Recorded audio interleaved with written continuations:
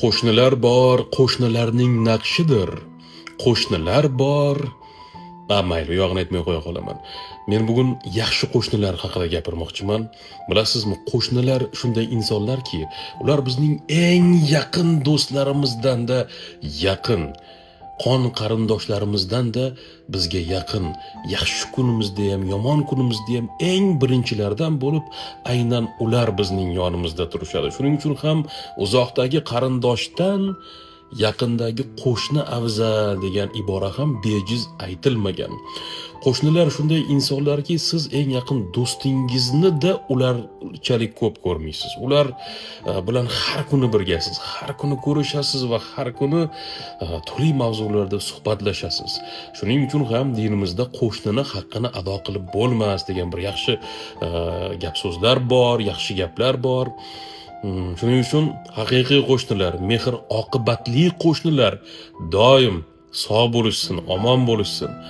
Yaxshi qo'shniga duchor bo'lish bu juda katta baxt deb hisoblayman. Shu paytgacha bir necha uyda yashagan bo'lsam, barcha qo'shnilarim juda ham yaxshi.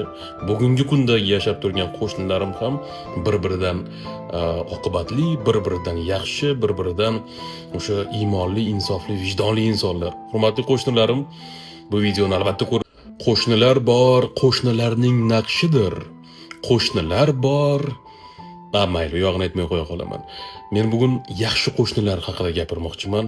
Bilasizmi, qo'shnilar shunday insonlarki, ular bizning eng yaqin do'stlarimizdan-da yaqin, qon qarindoshlarimizdan-da bizga yaqin, yaxshi kunimizda ham, yomon kunimizda ham eng birinchilardan bo'lib, aynan ular bizning yonimizda turishadi. Shuning uchun ham uzoqdagi qarindoshdan yaqindagi qo'shni afzal degan ibora ham bejiz aytilmagan. Qo'shnilar shunday insonlarki, siz eng yaqin do'stingizni da ularchalik ko'p ko'rmaysiz. Ular bilan har kuni birgasiz, har kuni ko'rishasiz va har kuni turli mavzularda suhbatlashasiz. Shuning uchun ham dinimizda qo'shnini haqqini ado qilib bo'lmas degan bir yaxshi gap so'zlar bor, yaxshi gaplar bor. Shuning uchun haqiqiy qo'shnilar, mehr oqibatli qo'shnilar doim sog' bo'lishsin, omon bo'lishsin. Yaxshi qo'shniga duchor bo'lish bu juda katta baxt deb hisoblayman. Shu paytgacha bir necha uyda yashagan bo'lsam, barcha qo'shnilarim juda ham yaxshi.